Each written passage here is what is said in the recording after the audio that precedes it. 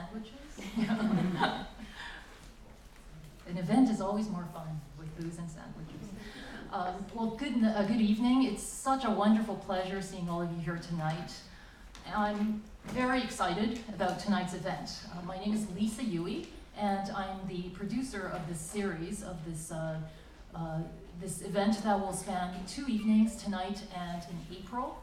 And some of you here may know me primarily as a pianist, a lecturer, an educator, and a concert organizer.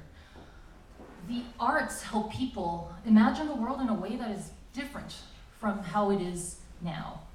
But we artists, I believe, tend to isolate ourselves, and musicians especially remain in practice rooms, and we surround ourselves with only musicians. And I created the series Art Life because as an educator, I wanted to show that there is more to music than music, and that there is more to the arts than the art itself. I wanted to personally remind myself and my students what role the arts play within the world, and not simply within the conservatory or the stage or a museum.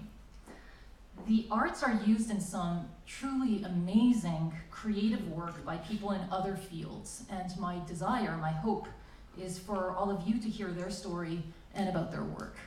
So tonight, we have 3 presenters who are in very diverse spheres and are very, very active in their individual careers. First, we have Dr. Simi Linton, who is a disability and arts consultant.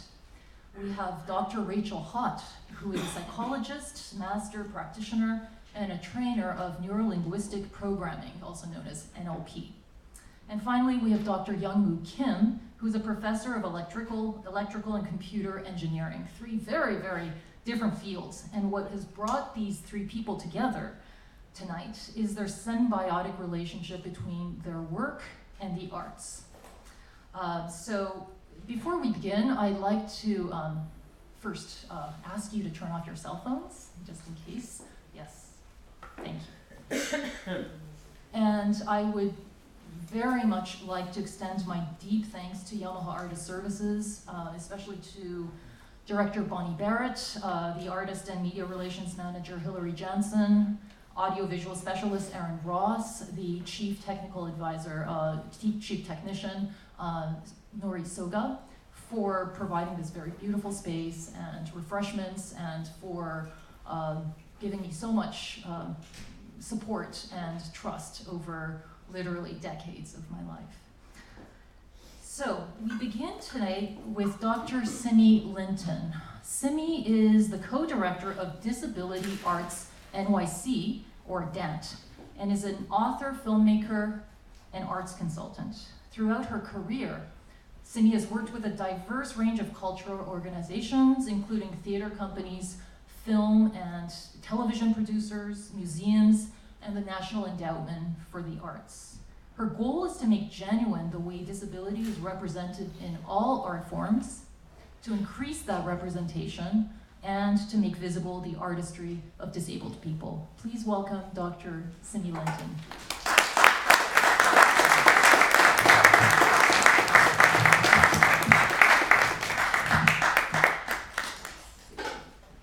Okay, that's going to be great. Okay, I'm going to, I'm going to elevate my chair just a little bit up in the stratosphere where you walking people live. I don't know how you breathe up here. The oxygen seems less, but it's sometimes fun to join you and be in your company. I'm going to be using slides. This is the first slide, and occasionally they're going to be blank slides, manned by my partner over here, Alison Lucas, and that is not a mistake. That's just to sort of rest your eyes and give you, so we can focus on what I'm saying very, very carefully. Okay, and thank you, Lisa. This is a great opportunity, and I'm enjoying already being here and thinking about the synergy among the speakers that you've assembled here. So, to begin, Lisa has said that the series presents 6 professionals whose work has been influenced by the arts.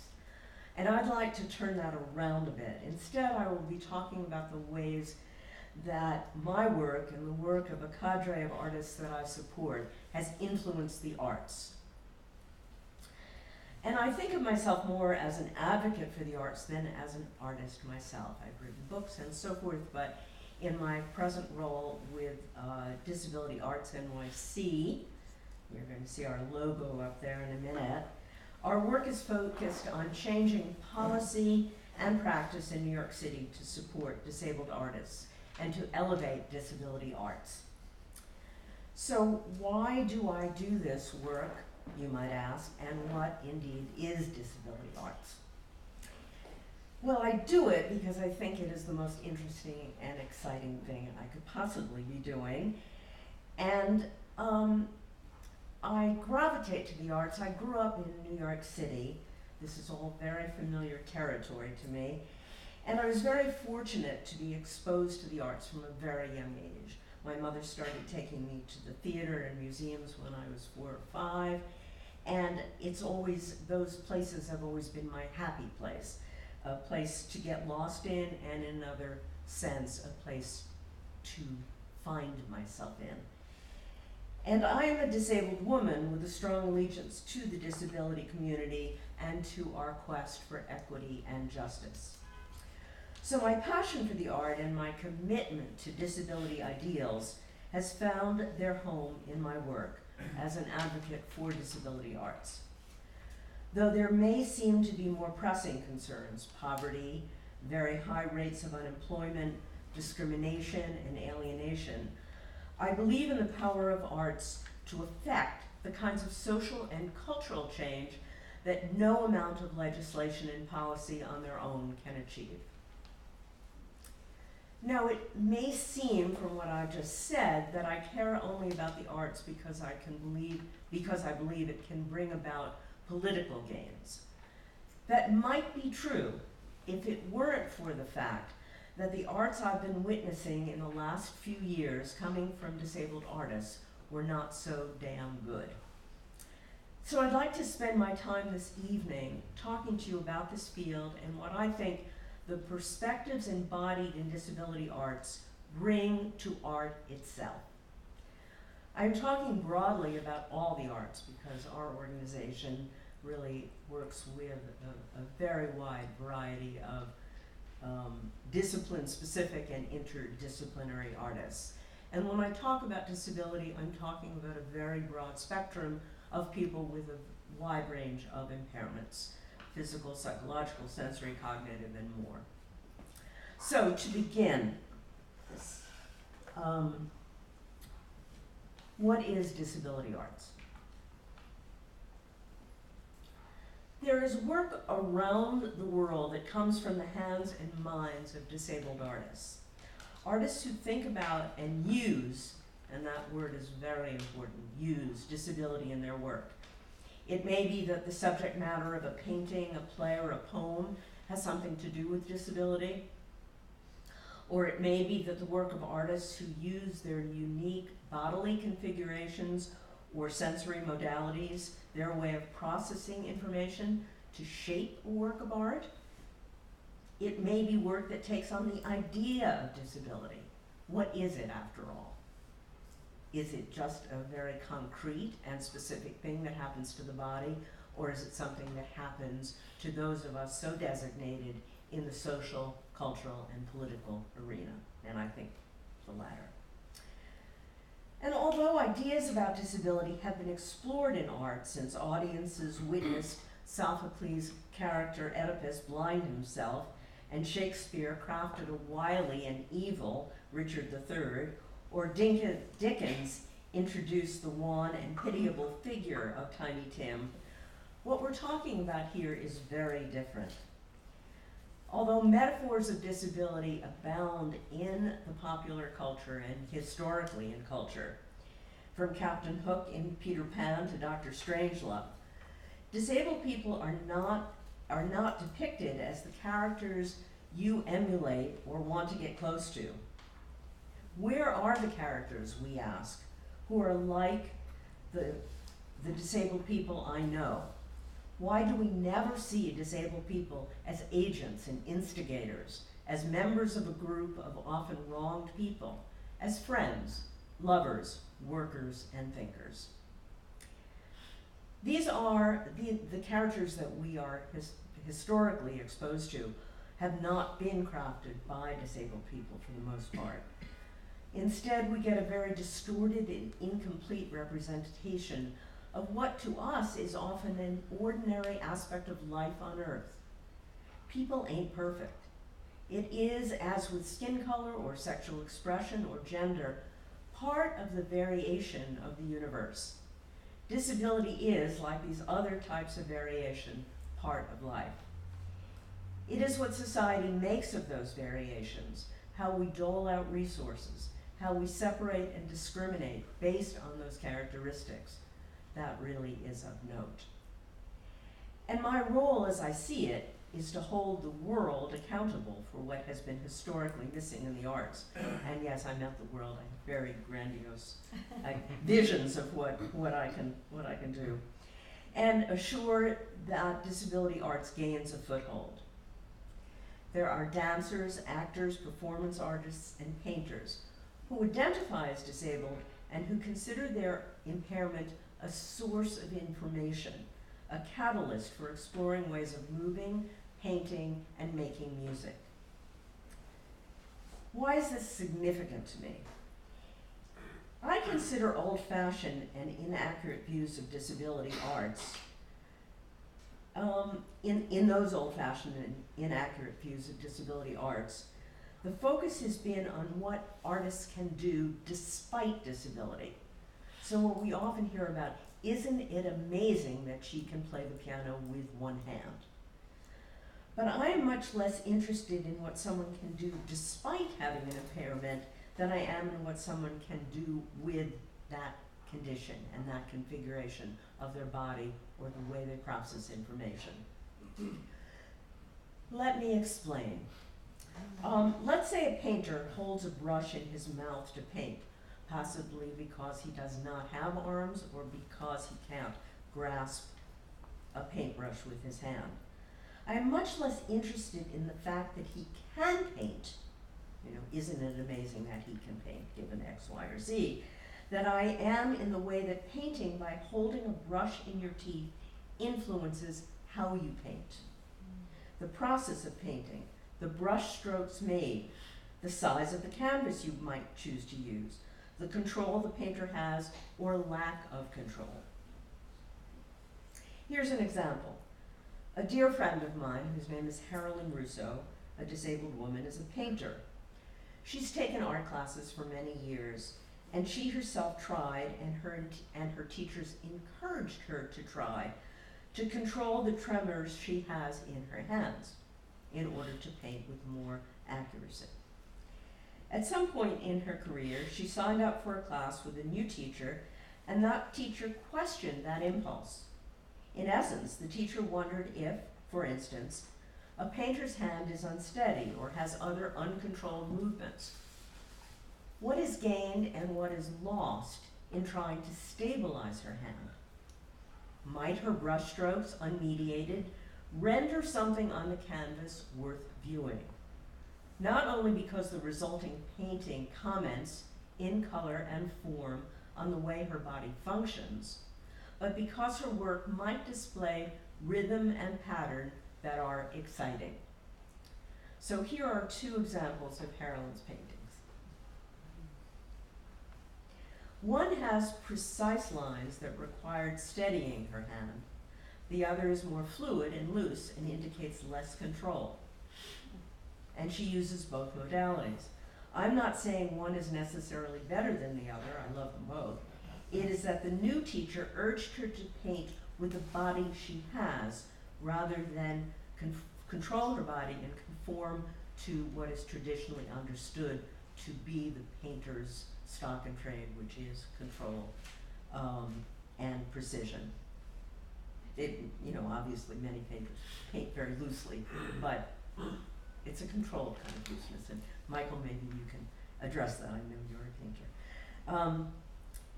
So here are some questions for you to ponder. How do her unpredictable movements affect virtuosity? How would this woman fare in a college or conservatory program? Would she be admitted? How will teachers respond to her? How imaginative are those teachers, and how open are they to consider the best way for her as a painter to paint? What is her future? Oh no, I'm sorry, I'm reading something completely different, but that is apropos of what I wanted to say anyway, but I'm going to repeat that in a minute, having to do with another field.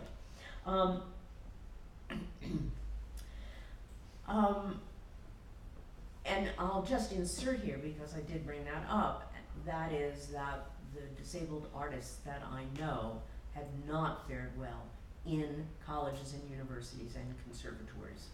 They find when they get in, the kind of teaching is very regimented and understood to be for a particular kind of student and a particular kind of body. So I think these issues of control and precision are important to think about here in the Yamaha studios.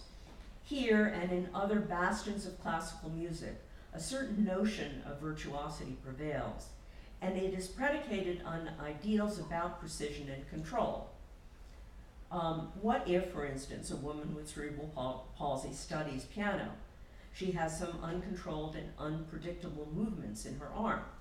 That inevitably affects control and therefore precision. So,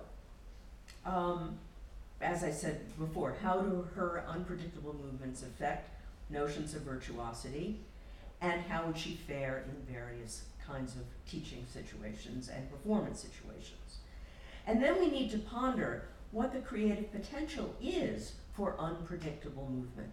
How does that get incorporated in one's artistry? How might that work for a soloist versus someone in an ensemble or orchestra? How might that work in performance of compositions by the individual versus another composer's work?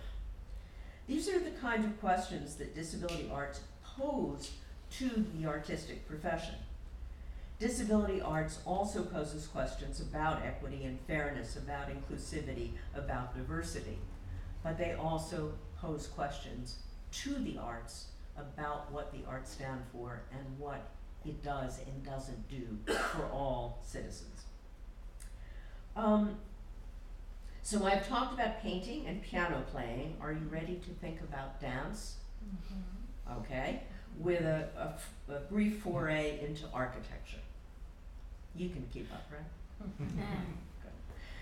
So those of us who use ramps on a daily basis know that most are poorly designed, often unsightly and utilitarian, and most often off to the side in buildings, out of the way and out of sight, and testify to the fact that they're often hard to find.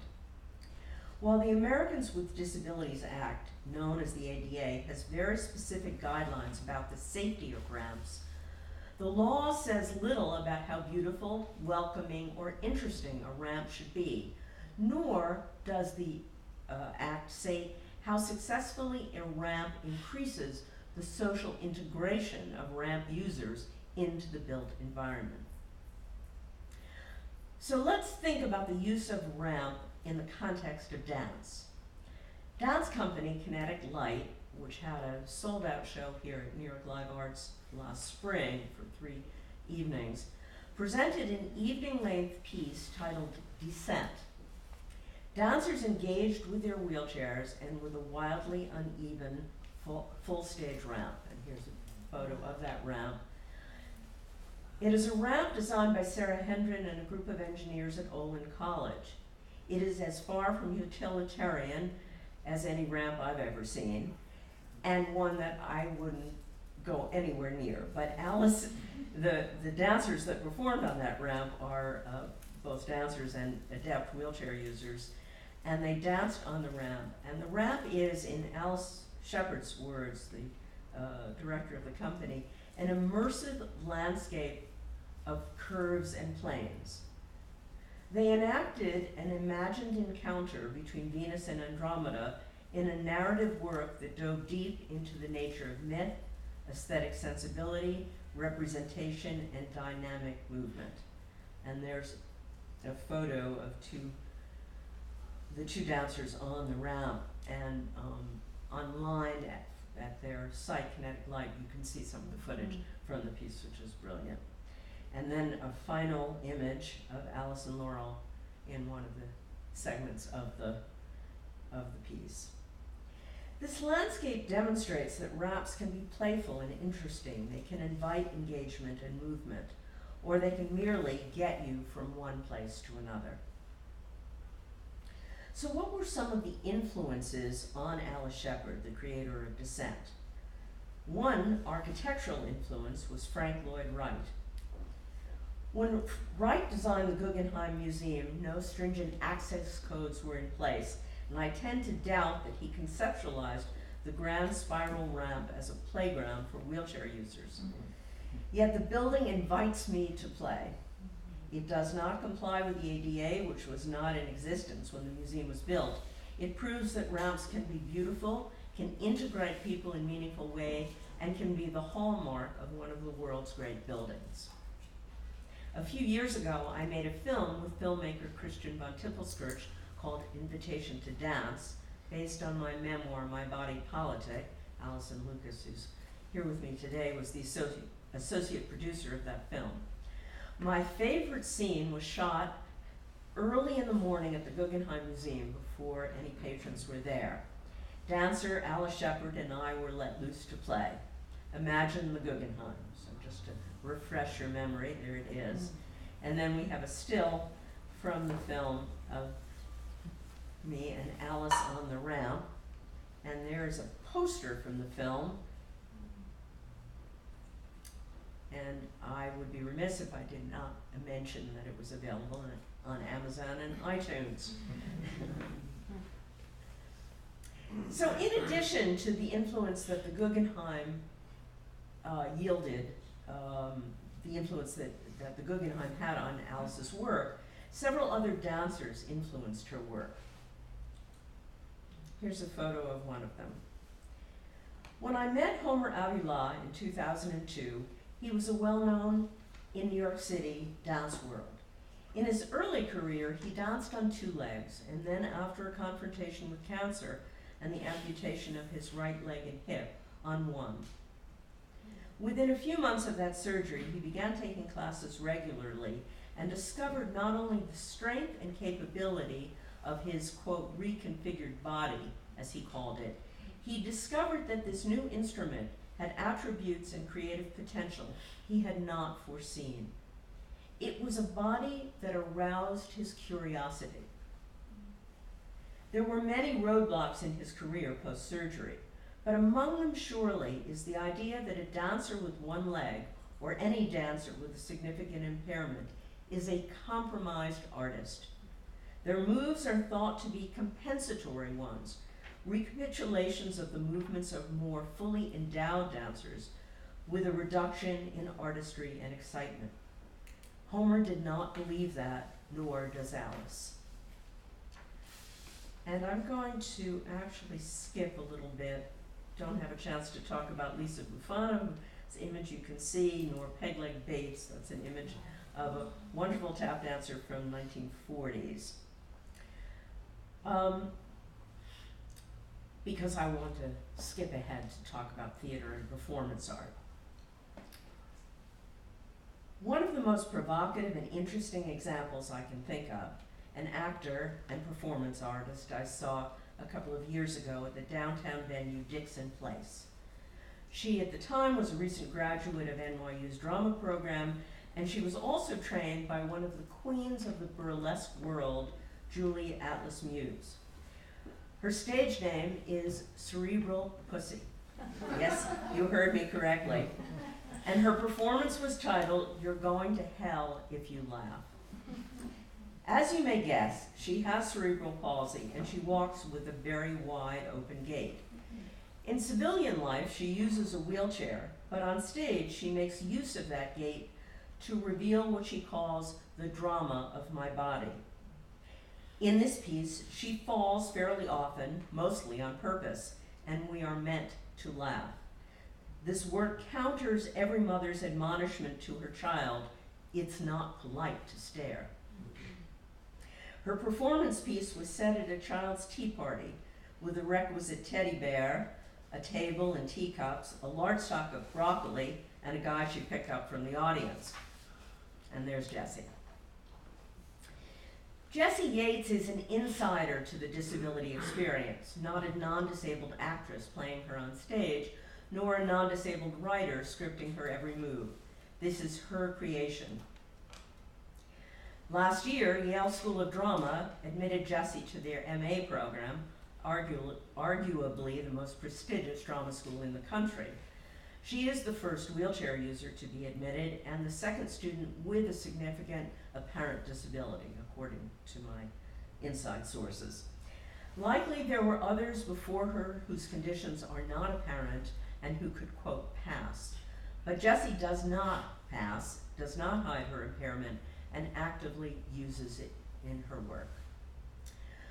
So these are a sampling of the artists whose work I am excited about and who are part of this cadre of artists who, which DAMP supports and is trying to make a place for. By changing policy and practice, we had an important impact on the cultural plan for New York City, which defined diversity in such a way that it didn't include us, and till we got to them and they changed their tune. And in the year and a half that DAT has been in existence, we've had a fair amount of success, but there's a long way to go. Our efforts are aimed at holding New York City and its educational and cultural institutions accountable for the failure to provide equitable access to careers in the arts. We have public programming, publish monthly newsletters of events in the field, and if you'd like to be on our mailing list, you can see me or you can see Allison afterwards, and take a look at our website. The artists I've told you about tonight are strong artists and strong citizens. The kind of work they do challenges society's most sacred beliefs and aspirations, certainly about disability, but also about hierarchies, modernism, competence, talent, and beauty. It behooves us as consumers of art and as believers in a just society to make sure this work happens and reaches a broad public. Thank you.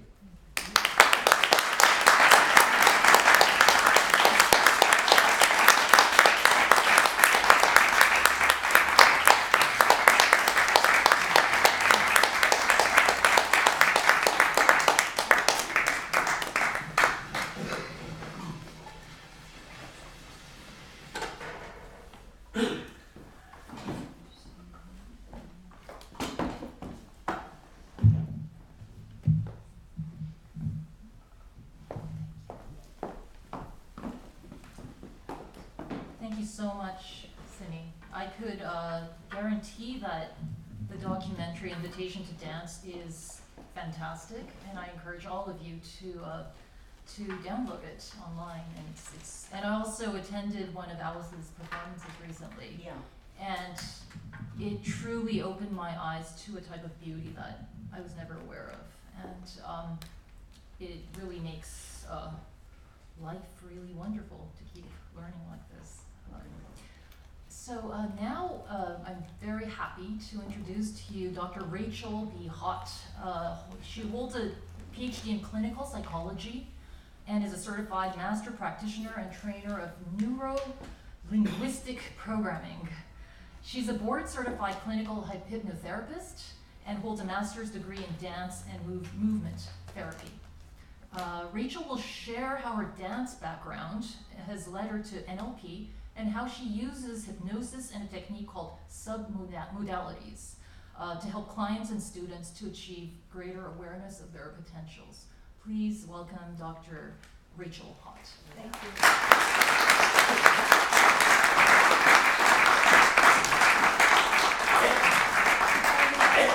I'm wondering if I can be heard, but it feels better to speak in this. All of a sudden I have a new voice. It's a microphone. So I'll just push the lectern away a little bit. Okay, so thank you, Simi. It's great to start from the place of dance. That's actually where Lisa had invited me to say, well, how did your dance experience bring you then into the NLP world? So a couple of questions to the audience. How many of you have heard of NLP? Okay, so there's quite a few of you. Okay, so I'll give you a little bit of my definition of that. How many of you are people who have been dancers? Not as many. Okay, how many of you are in the arts? Okay, that should be everybody, right? Because what is the arts, right? Really. And nowadays, as a psychologist and a hypnotherapist and a trainer, I often say to our students, we are doing an art when we're leading people, when we're creating some kind of change, that there's an artistry. So although I don't dance anymore, I'll always be a mover. I'll always be aware of my body in space. I do more work with people with the movement in their mind, let's say. But first, to start with, what is NLP? That we would say neuro-linguistic programming is a communications technology, a system that works for interpersonal communication, so improving between one or more people, yeah, as well as within ourselves. So we're always looking at that idea of communication.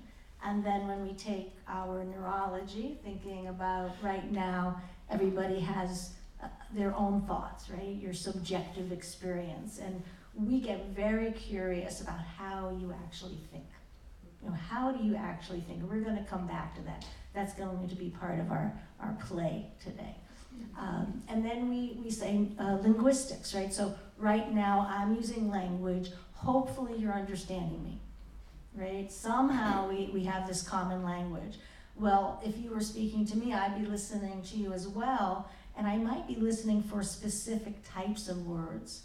I may be listening for where I don't understand you and how could I ask you questions. So we really pay attention to the language.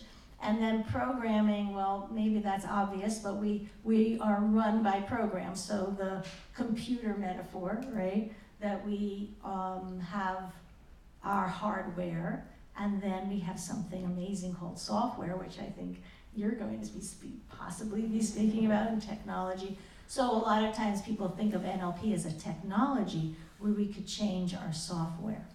So we could reprogram ourselves, okay? So with NLP, how did I get into NLP as a person who only knew dance? I was thinking about, I've done lots and lots of presentations, and my unconscious reminded me that my very first experience was doing a dance recital. That my first experience was actually nonverbal in front of a group of people. And that, it just happened. I was brought to dance, and I don't even remember asking anybody if I could dance. I think I was just led to taking dance classes. So my experience was something like this, which I'd like you all to just try, is just move your arms a little bit. And now think about the last time you made pasta. And can you kind of imagine, are you al dente right now? Just this, that's what I was influenced at around 3 or 4, is to start to make your arms like limp spaghetti, right? And then at another point it was, can you all try this for a second? Just reaching, and then imagine now you're reaching, and you're actually reaching apples, or maybe you're reaching avocados, depending if you're from California, right? And I was always reaching apples, and I never knew if they were Macintosh. I didn't know what I was reaching, right? So you just shake it out, right? So what was happening in my experience was I was very influenced in imagery and the body. And my dance background was not about structure. The title of my talk is NLP In and Out of the Box. And what I feel with my dance influence was always more in the exploration and improvisation area. I didn't go into an area of ballet, which I would say would have that form. And as many of you are artists in many different fields, you know about having form and also the improv, right? I always came from more of the air, just really not being grounded. And that was fine for a while until I had to make a living. And, I thought, I had a fantasy. I was either going to be a chorus girl or I was going to be in a modern dance company. And, didn't really get that opportunity. And then the question was, well, what could I do? And I realized, I like to dance and I like people. So how about dance movement therapy? Nowadays, dance movement therapy, you could find it would be creative arts therapy. You would have all the different arts and working to help people. And many times the phrase that I would get, and I went to Antioch in New England, was we were bringing the unconscious to the conscious through movement. And so that was the mantra, bringing the unconscious to the conscious. Now again, when I think about in and out of the box, I think, I guess, by the way, out of the box thinking, or this term, supposedly started in the early 60s by some creative corporate consultants, apparently. Nowadays, I don't even know if we need to think about that, right? We're all aware of being out of the box. But in this moment, I would say the conscious mind was the box, and the unconscious was everything else. And I was probably always out of the box until I got into school, which is funny because it's dance movement therapy. But I had to learn theory. I had to start to understand, and of course I got through college and I understand theoretical and practice, but now it was really, I think also because I was in my mid-20s, I started to figure out why I was in school, what was I doing? And so I started to realize, okay, I have to combine both. And actually I got really influenced by Aikido. I don't know if anybody has ever done a martial art, but I had to really get grounded in Aikido, and I thought this is good because I was so much in the air, so I had to have both, and I had to start to learn the form. From there, I go into the world of how to be a dance movement therapist, and along the way, I discovered a book called Frogs into Princes. This is one of the first NLP books, and the book had a fantastic cover, a Peter Max style cover, and in my mind there's a dragon and a prince, and I don't even know. It could have a frog there, I don't know why, frogs into princes maybe. But I see it and I look at it and I read it for the cover. I don't know if you've done that lately, to go, oh, I like the book, I like the outside, right? But I really like the inside, and that was the entryway into taking unconscious to conscious, not just through movement, but through language and leading people into deeper experiences, and that's where the hypnosis starts to come in. The early developers of NLP had been heavily influenced by a psychiatrist named Milton Erickson. And Milton Erickson had been a unique man, a loving, caring man, and his Ericksonian hypnosis is really integrated into NLP. And that just led me to the next step. It led me to my husband, it led me to building a career, and since the mid-'80s, Stephen and I have run the NLP Center of New York, where we work with clients and students, and I see groups where we teach hypnosis and we teach NLP. And so where did the movement go, right? Where did it go? Well, the body is always there. We're always tuning in to what we're feeling, and sometimes to the esoteric question of where is that part of you that isn't being creative lately, right?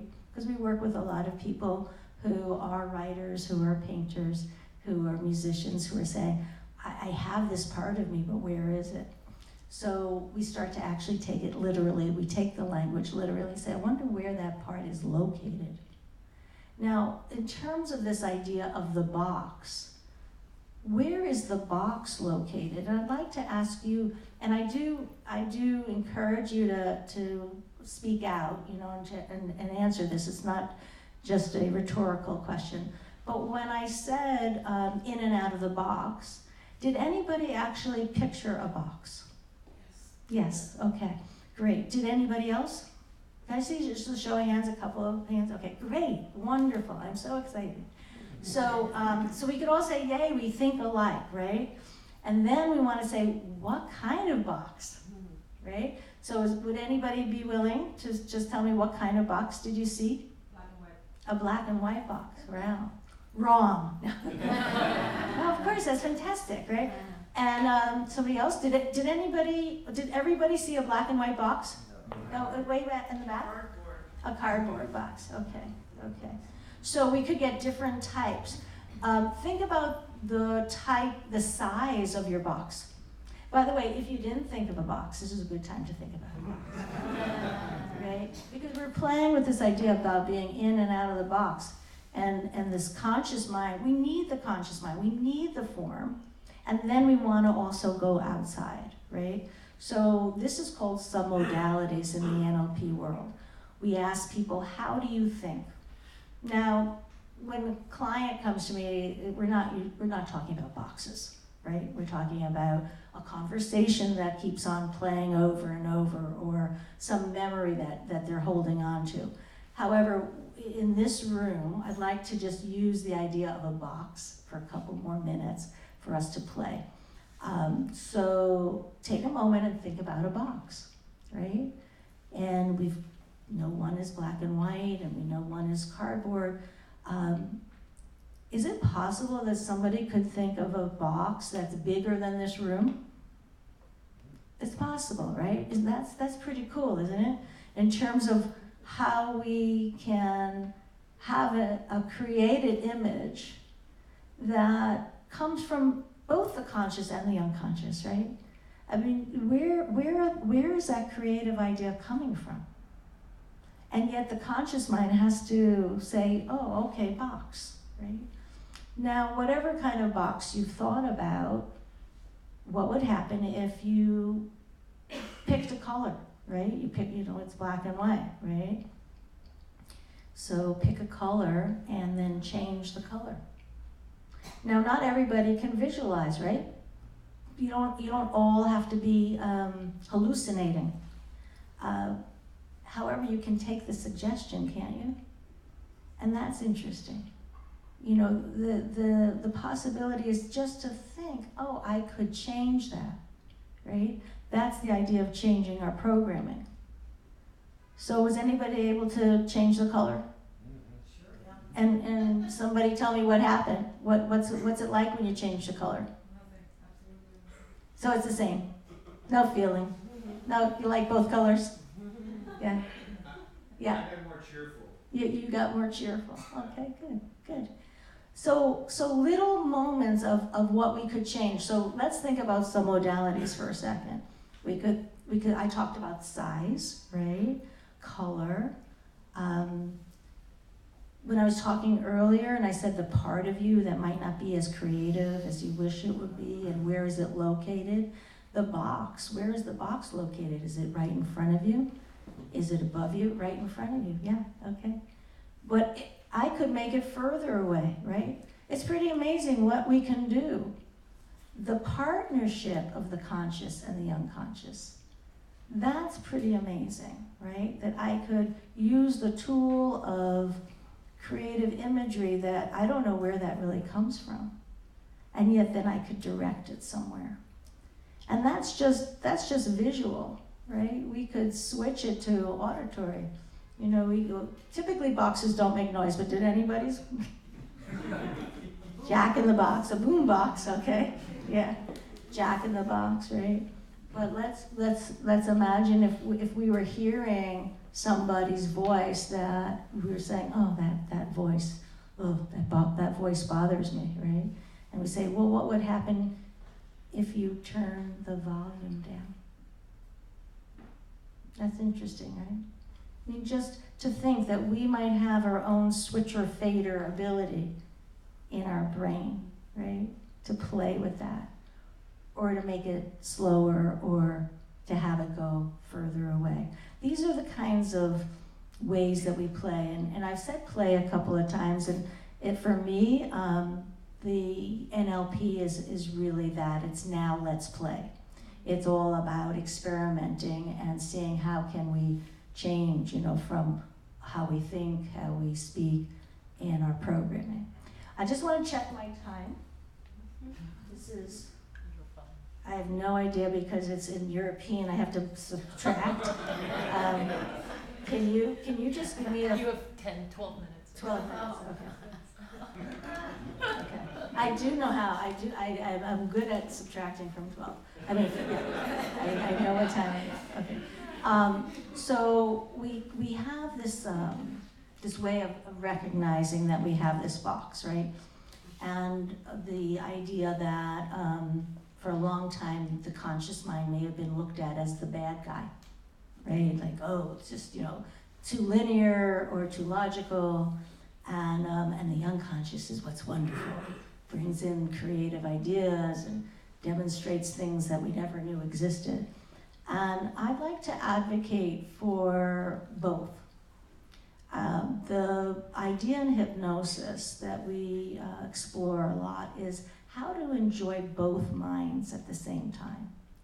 How to recognize that as when I'm doing improv or when I'm dancing, and it's been a long time, but there was a time in my life where I was part of a dance-free group, where we would all just put music on and dance wildly.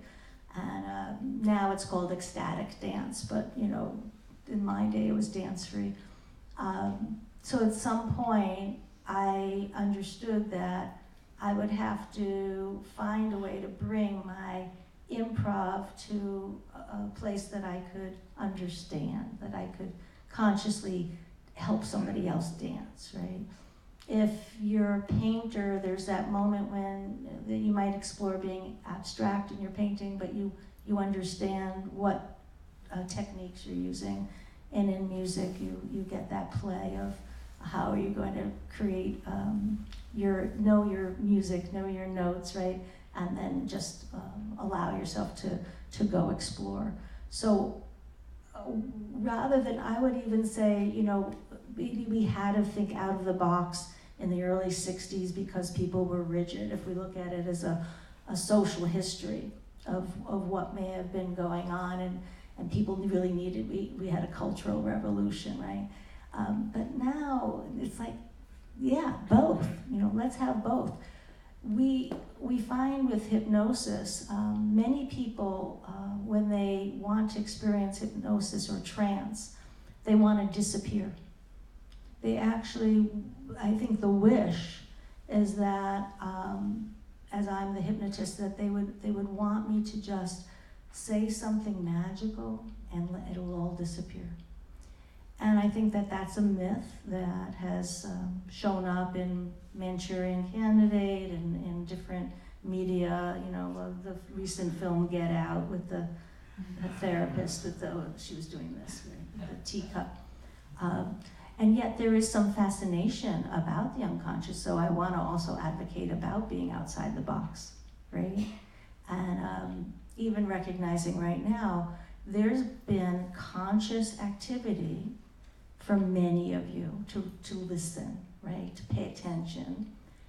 And at the same time, you may have feelings, you may have some symbols that have emerged for you. You may have even gone away, I don't know. You may have gone to some other place to explore your own arts background or what part of you wants to be more creative, or right, all these possible suggestions.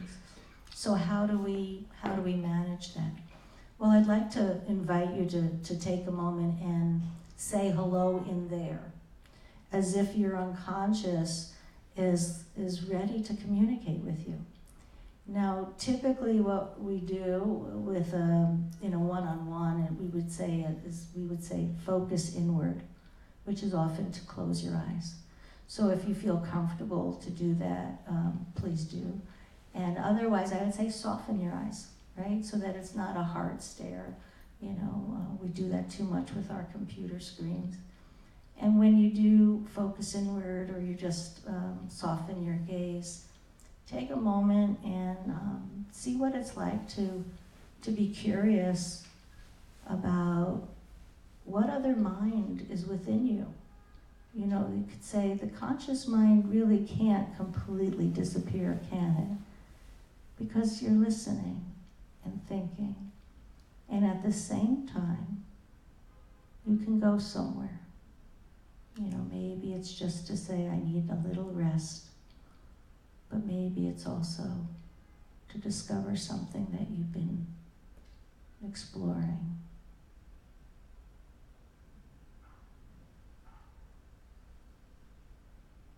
That's right.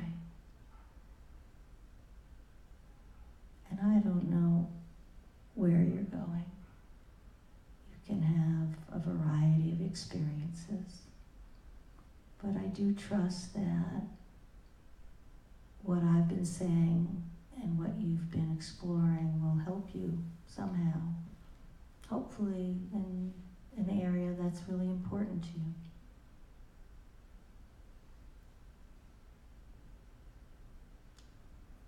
So finding a way to just gently thank yourself. Thank yourself for that moment, right? A brief encounter, being curious about the unconscious.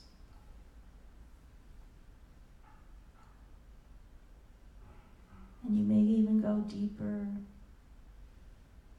knowing that you can always be here, you know, feeling yourself in the presence of this room, feeling the chair, feeling however your hands are placed together or apart.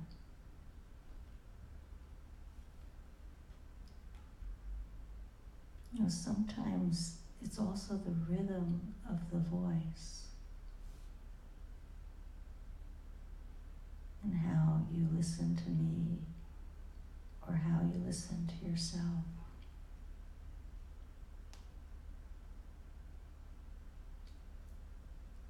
And before you come on back, perhaps there's something that your unconscious will offer to your conscious mind,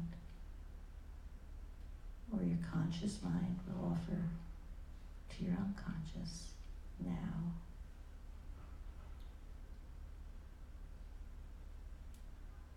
Yes, that's right.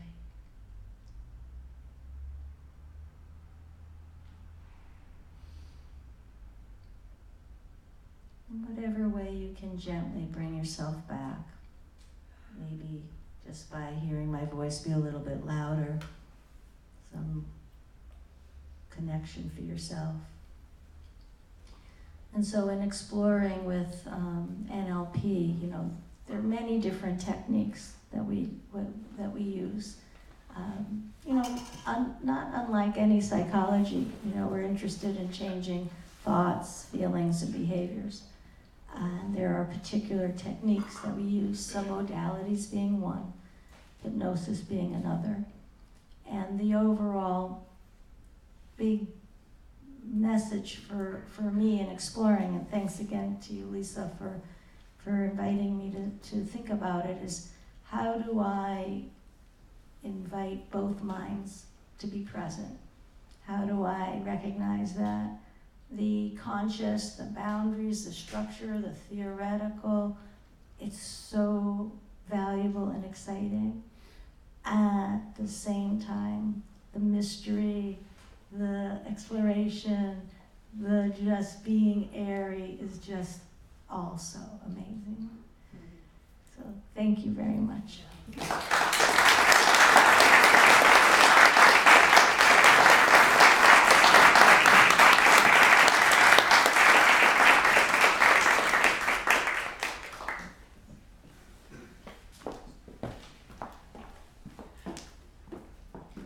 Thank you so much, Rachel.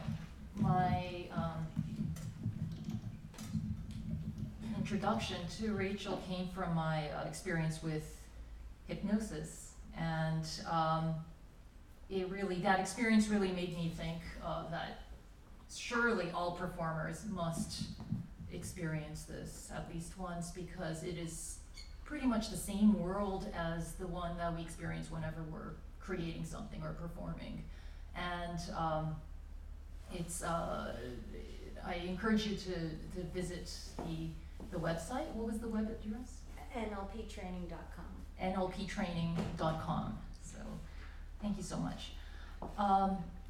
Finally, we have Dr. Youngmoo Kim.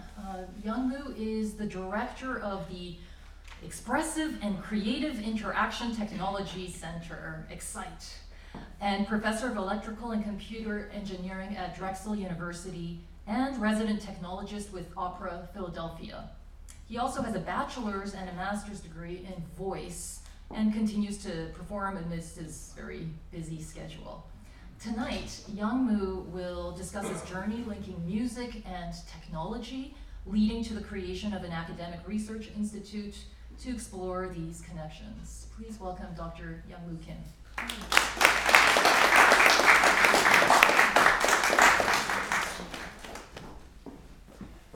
Thank you, Lisa. And I realize I've left my water right here, so I'm just gonna, sorry, thank you. Thank you. Thank you, Lisa, for putting together such an amazing program, and to our other speakers who have given us all, I think, so much to think about. And I am much more relaxed right now than I was 10 minutes ago. So I certainly got something out of it. So I've had the great privilege in my life of pursuing both music and technology, music and engineering. And I'm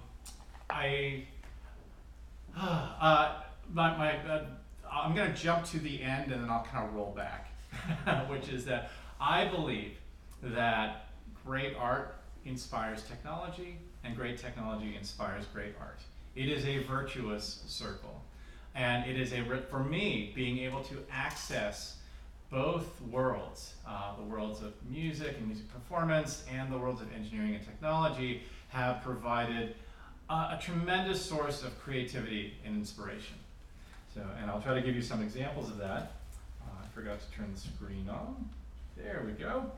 So I have the incredible privilege of directing this institute at Drexel University. I started my work there 14 years ago as a faculty member in electrical engineering, but then through various efforts and evolution and tremendous support from our university administration, we decided that we needed a place for people who kind of defy those traditional boundaries.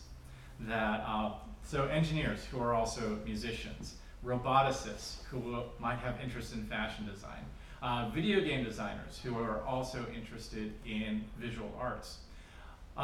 So the EXCITE Center is a place at our university where all these folks can come together to work on projects collaboratively. It is not affiliated with just a single unit, a college or a department, but really spans the entire university. Because, again, like many institutions, we are quite siloed, and we needed a place to break down some of those silos. So I'm going to give you a couple of quick examples of that, and show you some of our developments through this process. So Lisa and I have a common friend, Dr. Paul O, who is a roboticist, and I've had the great fortune of working with him on some projects. So this is some shared work with Paul and our robots that we obtained from our collaborators in Korea.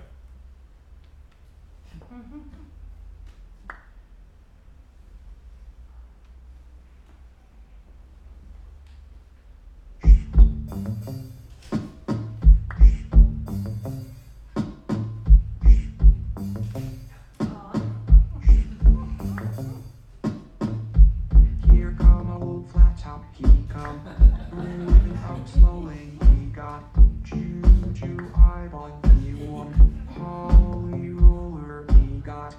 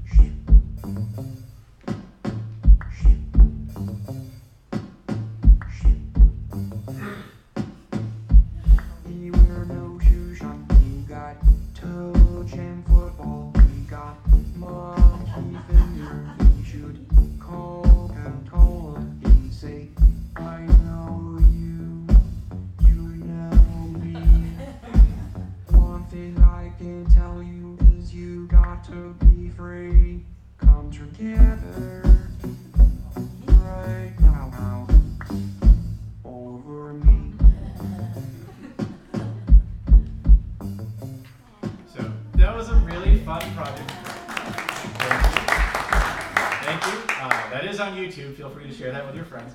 I mean, that was something, we did not have a specific vision when we started that project. We got these robots. We wanted to do something fun. I run a music technology lab. Of course, we had to do something musical. Someone had the idea to say, hey, we've got these robots. Let's have them shoot them crossing the road. It's like the Beatles. Okay, fine, we did that. And then, of course, one idea led to another. And then we thought, oh, can they play instruments? No, you can't go to Guitar Center and buy instruments for robots, not yet. So we had to build our own instruments and then program them to do these things. We didn't know what piece we were going to do. I use this project as sort of a microcosm of these how those ideas can bounce off one another, musical ideas, technological ideas. I'm not holding this up as a great work of art by any stretch. On the other hand, we learned so much, and our students made technical advances with these robots that I don't think we could have made just trying to, program to walk across the room or pick up a glass or something like that. So, again, dipping into both of these worlds of creative expression and technology is going to be a constant theme. It is a constant theme of our work, and certainly will be a constant theme of my presentation. We have the great privilege of working with the Philadelphia Orchestra a couple of years ago to develop a system to make music more accessible to a broader audience. And what I mean by that, I'm an engineering professor. I have engineering students. Sometimes I make them go to orchestra concerts. I'm that professor. And so this is many years ago, and some of them would come back, and some of them have musical experience, and they understand what a symphony is like, and others would be like, that was nice, I didn't get it. An hour and a half of nice sounds, but I was lost. And so if you haven't studied, if you don't know the structure of a symphony, if you don't know the sonata allegro form, you can get lost very, very easily. So we worked with the orchestra to develop an app, a system that would follow along with the performance to inform, to provide just a little bit of scaffolding, a little bit of a map to the piece being performed. What happens when the power of music meets the power of technology? Live Note. Live Note offers a rich, new concert-going experience, one that enhances live musical performance with artfully crafted program notes, streamed live, straight to your mobile device. As you listen to the Philadelphia Orchestra perform on stage, Live Note listens along with you, providing guideposts at just the right moment in the music to further deepen the experience of listening to a live symphony orchestra. Slides advance with the music, automatically appearing at key highlights in the piece. Live Note's custom-written notes include musical, emotional, and historical highlights, as well as text, translations, and musical structures, all on your device at exactly the right time. And Live Note takes the audience beyond the music on stage.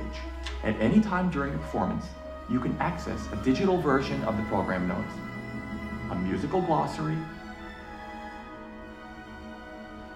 and information about the Philadelphia Orchestra. Preserving the experience of a live orchestra concert is our #1 priority. Live Note is designed for minimal impact in the hall and has been thoroughly tested during performance. Whether you're a novice or veteran concertgoer, Live Note can guide you with fresh insight and perspective on the music performed by the Philadelphia Orchestra in Verizon Hall. I hope you'll join us. So this system is the only one used by a major American symphony orchestra right now of its kind. And the Philadelphia Orchestra, sorry, I'll cut that off. The Philadelphia Orchestra has usually 8 or 9 concert programs a year that are Live Note enabled. So this is not just a one-shot thing, this is a constant thing, and it's a way to broaden and engage different audiences. So, and I'm happy to talk, if you have interest in that, there's a lot of information at the Philadelphia Orchestra website about that. Just to move things along, we've worked with other amazing composers. Lembit Beecher is a renowned composer. He was composer in residence at Opera Philadelphia for many years. He's had works premiered here at Prototype Festival, also in Minneapolis with Minneapolis Chamber Orchestra. He wanted to do a chamber opera where we constructed self-playing robotic instruments that not only added to the soundscape, but became part of the set as well. So we designed these self-playing glass harmonicas along with self-playing percussive instruments. They were robotic. and you can sort of see some of them around the stage. And then he crafted a chamber opera around this called Sophia's Forest. It's a beautiful one-act piece. I think the cast is 5 singers, string quartet, and then these electromechanical instruments.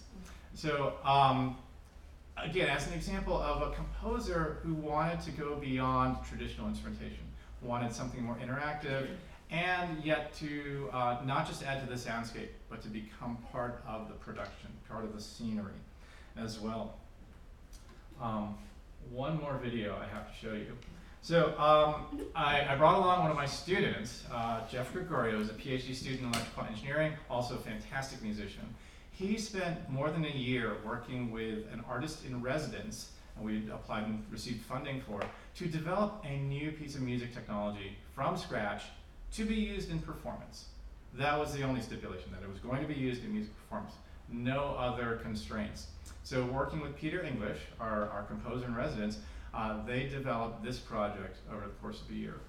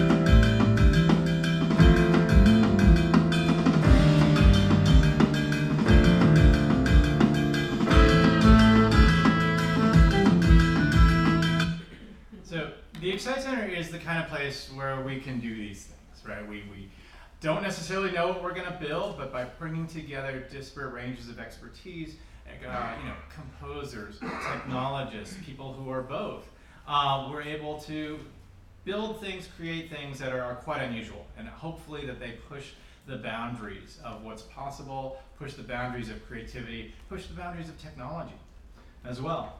So we actually brought a piece of technology with us, and some of you have seen this here. This is the magnetic resonator piano. This is what we call an augmented instrument. It is still very much this Yamaha concert grand piano. It's a beautiful instrument. They wouldn't let us damage this in any way. I mean, it's obviously very constrained what we can do with this. So the system doesn't damage the piano in any way, but what it does, it adds electromagnets close to the strings. They don't touch the strings, but these electromagnets can now vibrate the strings very precisely. So the electromagnets, an electromagnet is just an electronically controlled magnet. So through changing the magnetism, we are virtually pushing and pulling on those strings to create sounds. And then those are all controlled from the keyboard. This is not something that is, it's not such a different interface that, I have a joke that there's so many new electronic instruments that are created all the time. They usually get played by one person, the person who creates it, because that's the only person who's invested enough to learn that, right? By crafting something around a traditional instrument, you are leveraging centuries of performance practice. So rather than talking about it, both working in the arts and working in technology is all about taking risks. So I roped in our host, Lisa, to join me in a demonstration of the magnetic resonator piano. So can you please welcome Lisa Yui?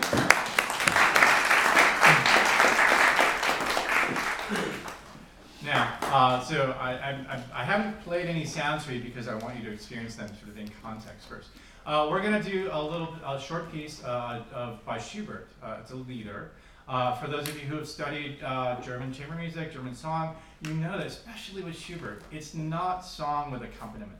It is a duet.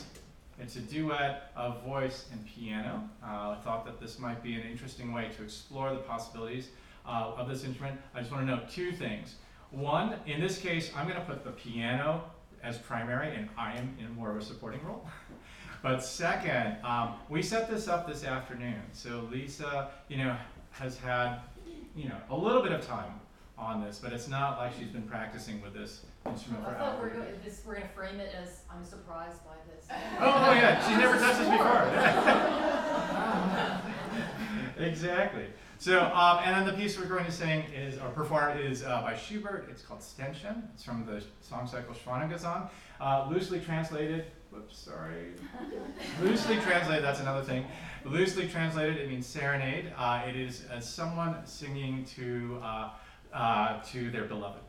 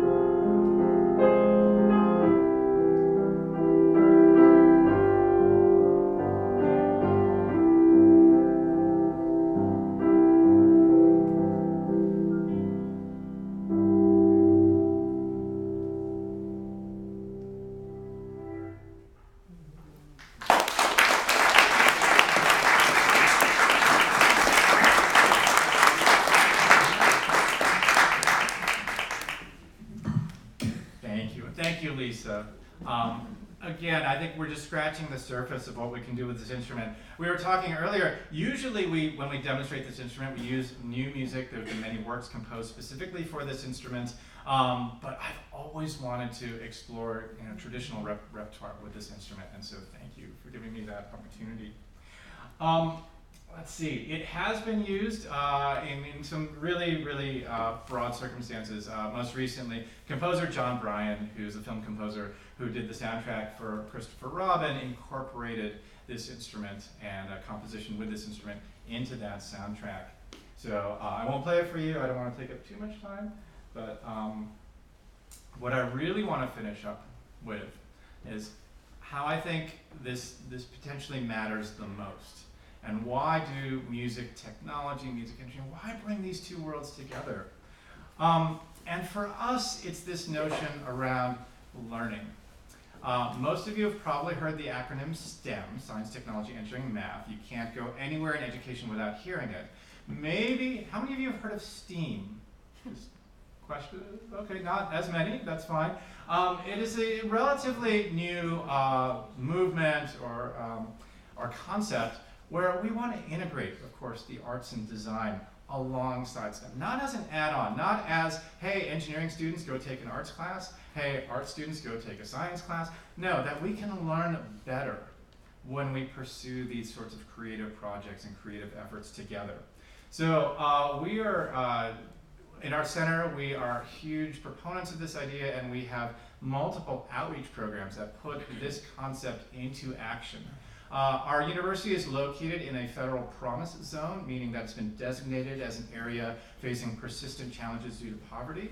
So we have a 6-week camp for middle school kids, all new STEAM programming, and not just music and technology, but also visual arts and animation, and dance and movement and physics, and drawing and geometry, where we're trying to enrich these students' experiences. These are all middle school kids in the neighborhood with this brand new curriculum. So we've been doing this for 3 or 4 years now. Thank you.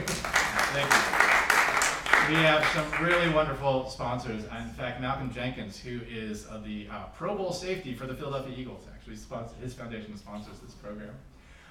For 14 years, and I have the pictures to prove it, we have been doing a high school program called Summer Music Technology, where we take high school students from around the city and give them the experience, again, integrating music and technology. And of course, at the end, they build projects and then perform with them. That's the most fun day of the year, where we have these performances of little self-playing musical robots and apps that they've built and all sorts of things.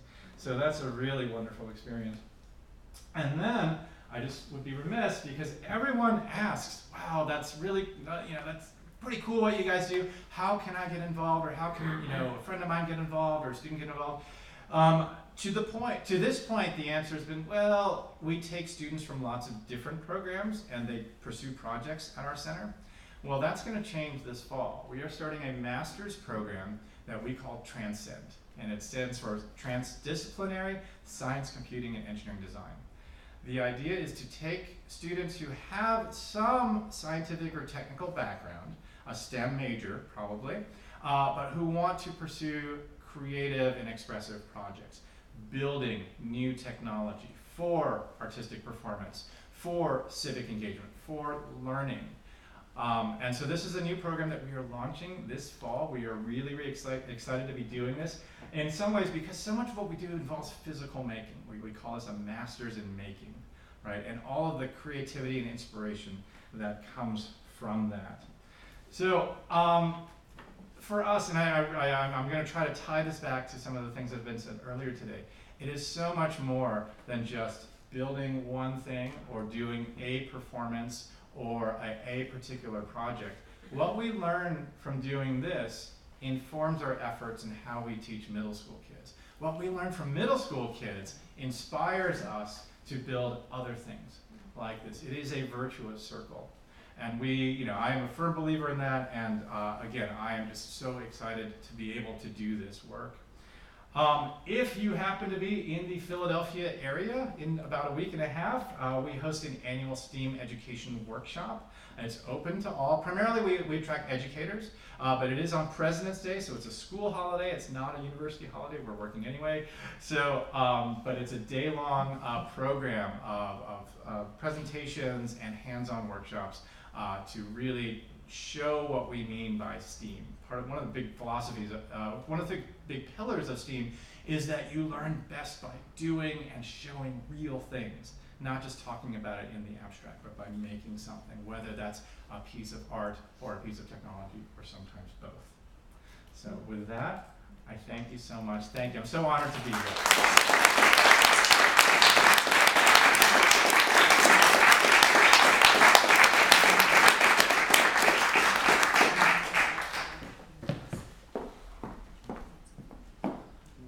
Thank you so much, Simi and Rachel and Youngmoo. It feels like each one of you could have spoken for 2 hours, and this is too short.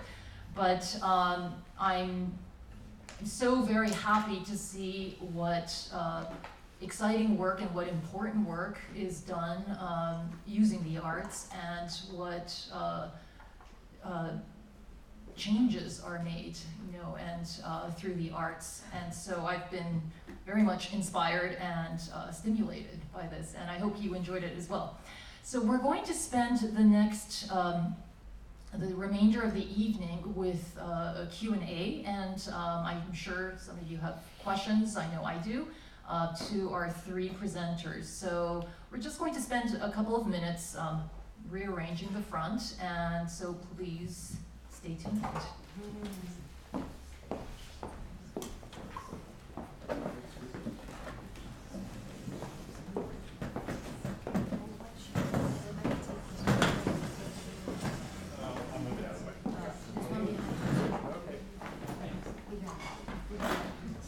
Do you need a chair? Yes, I would. Thank you.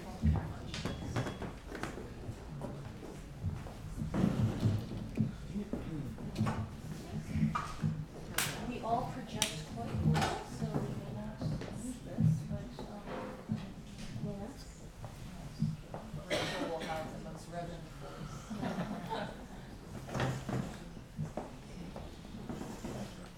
So, oh, it does. Bring up house lights, or does That's a good idea. I think. That is not yeah. Shall we not break you from this wonderful state here? Don't break the train. That's right. Very good. How much? Okay. So first of all, actually, I think I will use for my question. I will use this. Thank you. I think first the first question I have in mind is for Rachel. I think for many people here, the idea of hypnosis is a new concept. And could you maybe explain a little bit about how that works and how that could be used for average people and also for performers, because that for me was a life-changing. Yeah, I think Lisa, after I spoke, and she mentioned her own experience, and a lot of times we talk about hypnosis being a natural trance experience. So for any performer, musician, artist, poet, when you get into your moment, you get absorbed, right? So that's what we're talking about with the therapeutic hypnosis. I think what I was indicating before when I was doing this is that we have the myth about stage hypnosis. So when we're talking about therapeutic hypnosis, we're exploring what's natural, that we have 2 minds, as I was saying before, and how to cultivate that. And so normal people, right, everyday people, that you may say to yourself, what do I need today? I need confidence today. How do I access confidence? Where is that confidence? When I said that I remembered my first performance was as a dance, I didn't ask myself that came to me, right? So we know that we can access these resources.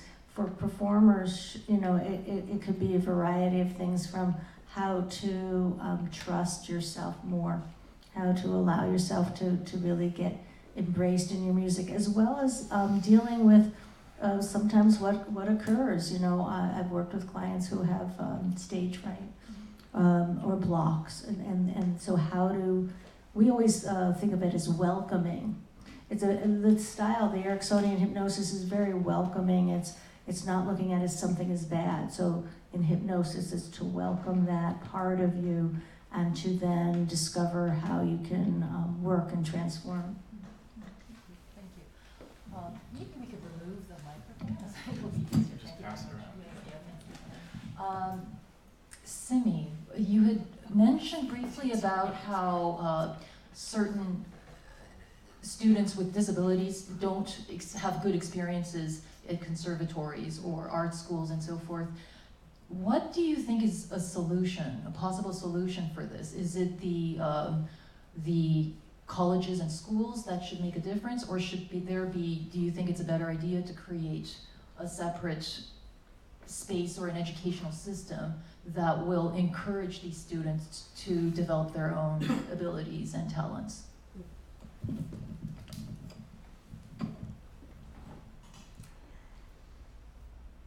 I think that the greater integration of disabled students into colleges and universities has resulted both in curriculum change and in practice in general. I'll leave the arts aside for a second.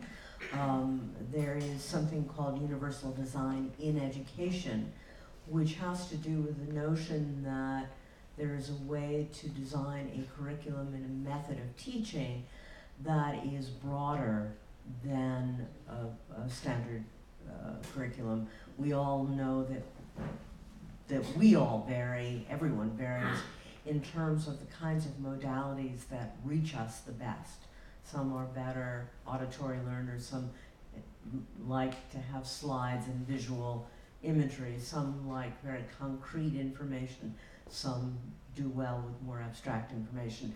So in general, as every level from pre-K through graduate school, as increasing numbers of disabled people and children are integrated, the methods that teachers use are under scrutiny and so forth. I think in the arts, it's really an effort to prod faculty to think, if I may, outside the box, and to think about ways that their methodologies and their notions of virtuosity, their notions of excellence, are predicated on very narrow ideas of who qualifies and who doesn't. And you may recall that at the end of my talk, I talked about how using disability as a lens can push us to, new buzzword, interrogate many different kinds of things. And I used as one example modernism and notions of progress and the notions of what is modern and what is good and what is ideal that emanate from early 20th century arts across the arts were predicated on things getting better and notions of what that means. What does getting better mean?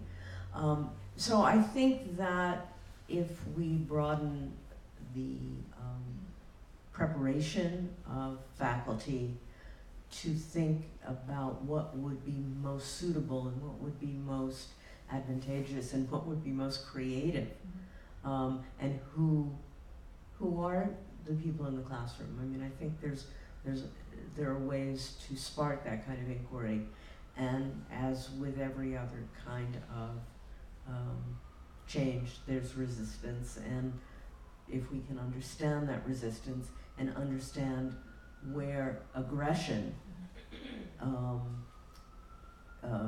fits in with resistance, to what extent is hostility toward groups of people, does that color the resistance to new modalities, and to what extent does a constricted idea of creativity color that? So I think there's many kinds of ways we can think about this, but the important thing is to think about it and to talk about it.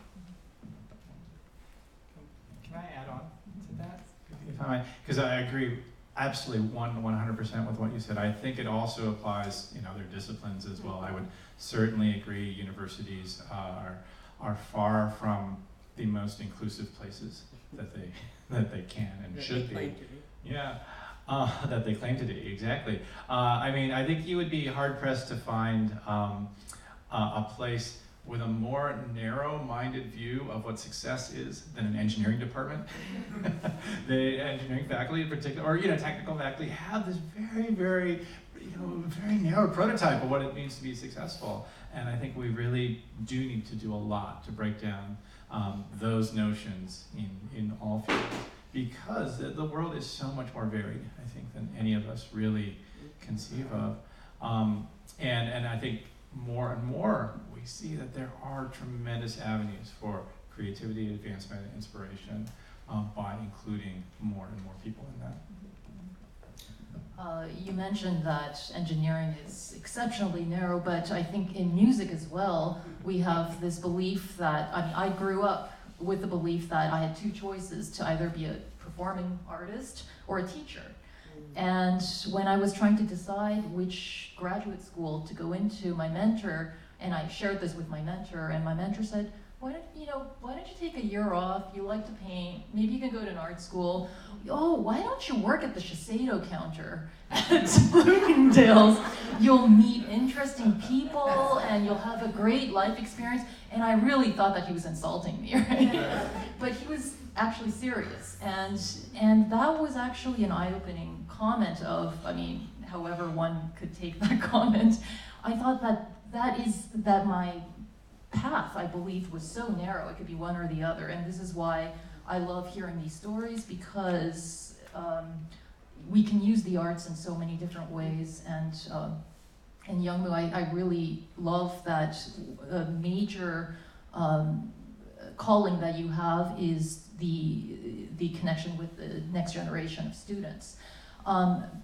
Which I think all of you share the change in the community that you're trying to create, which is such a important aspect for, I think, all artists to think about as well.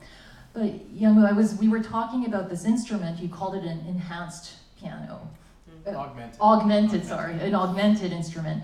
And we briefly spoke about this, of whether you want your instruments to be used in a completely new manner to create a new genre, or for classically trained musicians to use it and to conceive how differently they could perform the classics, or both.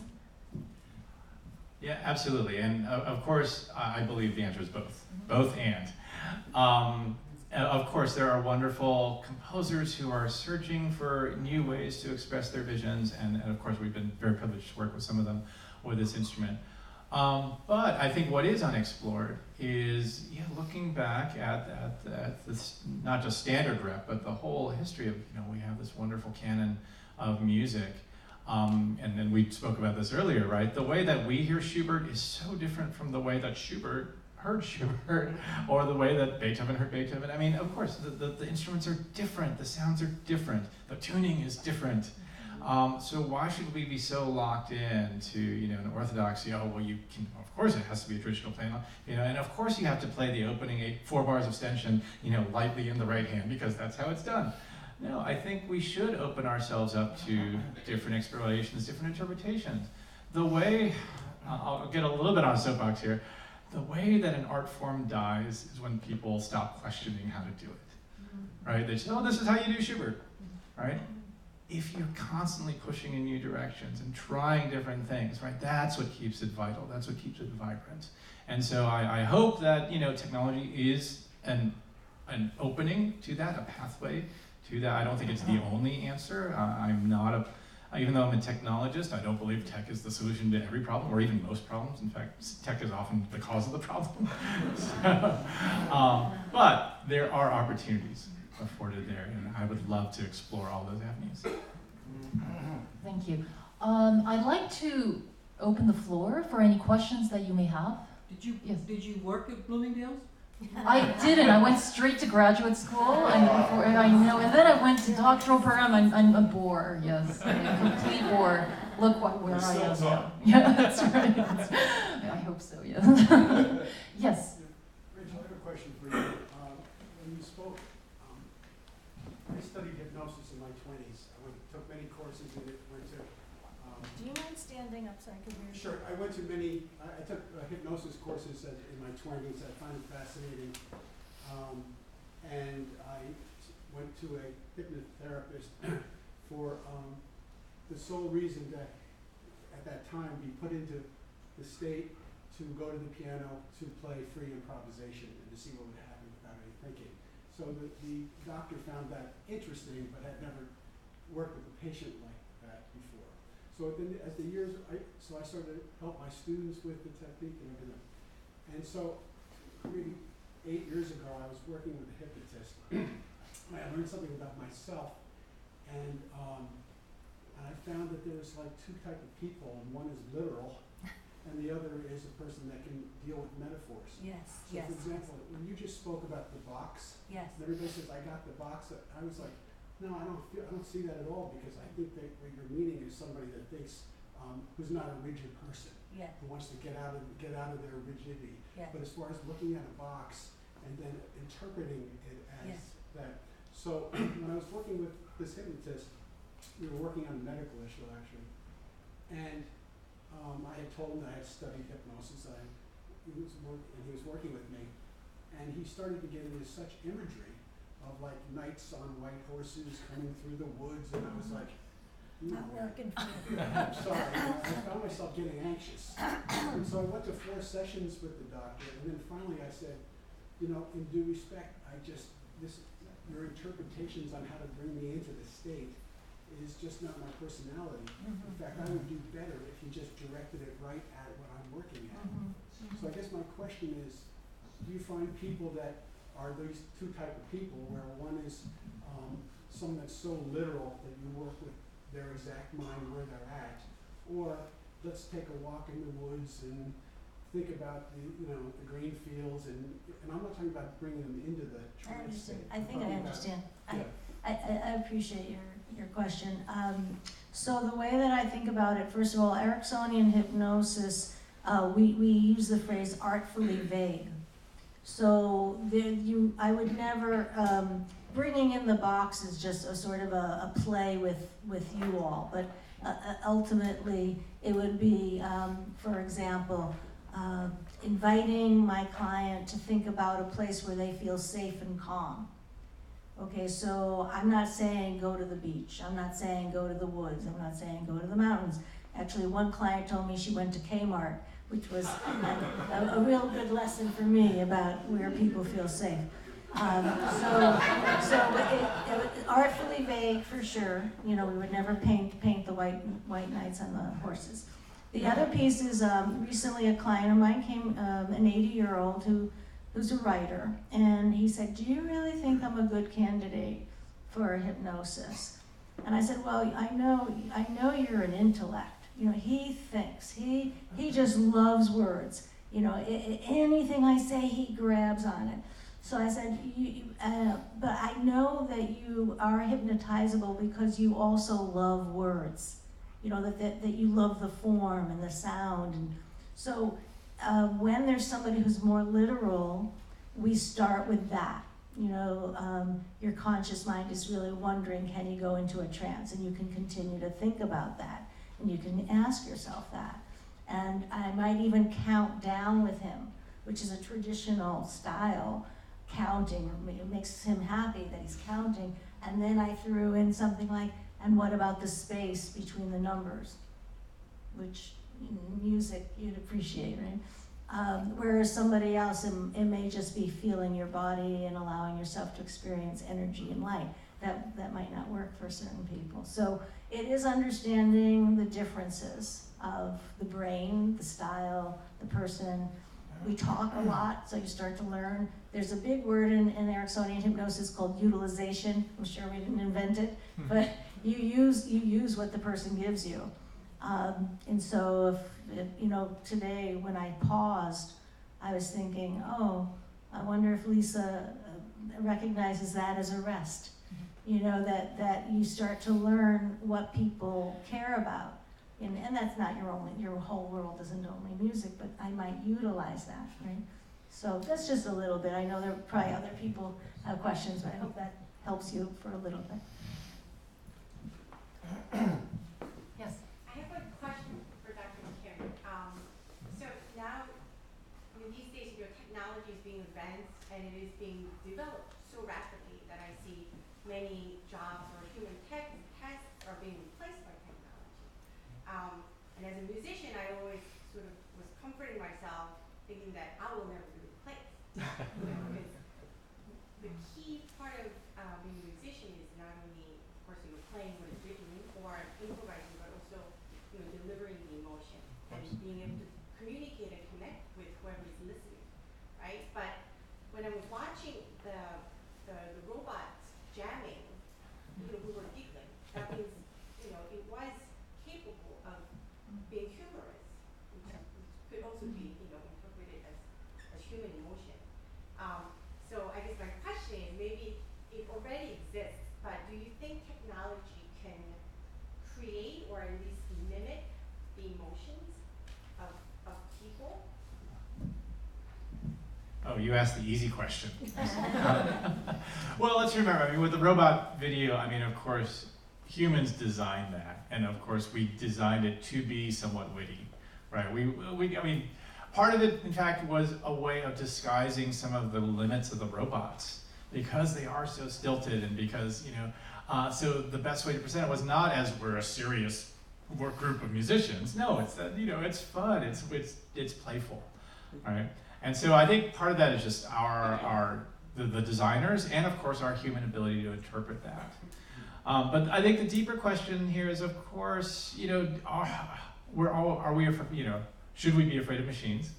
And I have two answers to that. One, historically, we have always been afraid of machines of every era. Whether it was the Industrial Revolution or even going further back, machines have always scared us.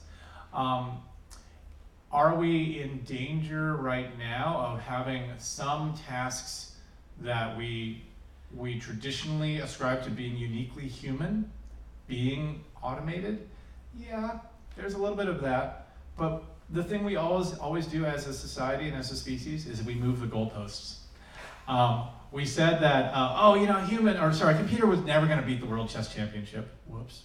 World Chess Champion. Whoops. Or that a computer will never be able to compose in the style of composer X, right? Mozart, Bach. There are, again, computer programs that actually do write credible music. I'm not saying it's the best music in the world, but it's music that has been given to experts and said, who would you say this is composed by? And that sounds like Bach, or that sounds like Mozart. So, but I think the reason I'm so fascinated with music and technology is having that understanding of those worlds allows us to then move the goalposts. And that, we thought this would be easy, hard, whatever. Sometimes, teaching a computer to play expressively is still beyond our reach. Computers can play all the notes in the right order. Robots can perform all the notes in the right order. It still sounds like a robot, right? For now. That's currently beyond our reach. That might probably, not for all time. What we try to do with our work, of course, is to enable human creativity to do more, right? So whether it's an instrument that a composer or performer can take, whether it's something that allows you to create sounds that you could not create before. Can such technologies be used, to eliminate human positions, even in the arts? Yes. You look at Broadway orchestras, right? That they're becoming smaller and smaller and more automated, and that's a very, very unfortunate thing. I think that the goal as a musician, as an artist, is to, try to keep striving for, what are the things, what makes what I do unique? What makes it different? How do I be distinctive? How do I not be a robot? And I think that's one of the reasons I advocate so much for STEAM. It's because I think that requires not just a fear of technology, but some basic understanding of technology too, so that you can kind of stay ahead of the game. Sorry, that was a very long-winded answer, but that was a really hard question. So. Yes, David. Yes, I'd like to follow up in what I liked about the robot piece was it gave me a new appreciation of that song. And I think it's partly because it was the robots performing that it highlighted the fact that it's largely gibberish. But the irony of the title, Come Together, has a whole other level because you're coming together with these robotic and human, of all people, I mean, the Beatles, so my question is, to what extent in the creation of this piece was there discussion of the selection of the particular song and what was going on in the song as applicable to a robotic composition or performance? Yes, is the short answer to that. There was tons of discussion about that. I guess the slightly longer answer is, of course, those questions are I forget that, Goodell Schurdenbach, where it's turtles all the way down, right? Because each question kind of leads to the next question, which leads to the next question. What was I going to say? Yes, we did not know. I mean, I guess what I was trying to show with that story is that we did not think, hey, let's do a music video Come Together, right? It was one little insight after another that led us to the Beatles and what the robots could do, and Abbey Road, and what's on Abbey Road, and what songs could robots possibly play, what makes sense. And then it was this journey that then somehow led to Come Together. I mean, one of the reasons we did that piece is that we can play it in 12 notes, right? The robots can only play together 12 notes. There are only so many songs you can play with only 12 notes. That was one of the reasons. So there was creativity is born of constraint. But of course, the more we thought about it, we thought about the metaphor. And yes, this is it wasn't clear from the video. This was the first time a team of robots like that had been assembled in the United States. We've never had, a university or a corporation has never had a team of robots like that. That was the first of its kind project, so that was another reason Come Together felt apropos. So there were many levels to this, and trust me, we had many, many late night discussions. Yes. I have a question for Simi about the word disability. What are your thoughts? Like, do you really have, because perhaps that's where that's the root of all of it. Yeah, you notice that I put disability first, like I'll describe myself as a disabled woman, or I'll talk about disabled artists. And there is a popular notion that came in the late 80s that we should use what is called people first language, people with disabilities. It's thought to be softer or kinder, or disability is not all that you are, put people first. And what the disability rights movement has done is to what I call claiming it and putting disability first. It's part of my identity. I'm not a person with womanness or something.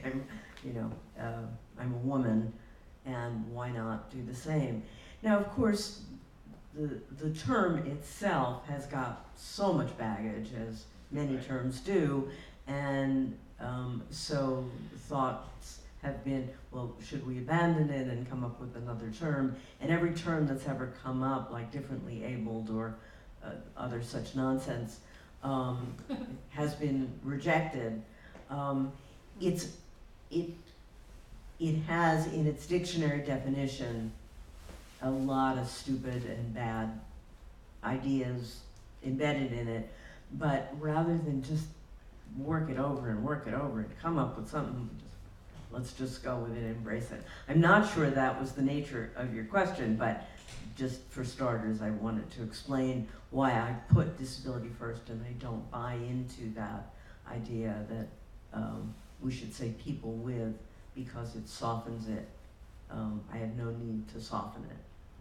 I'm identified as disabled wherever I go, and it structures my experience in the world, so I'm going to claim it and put it first.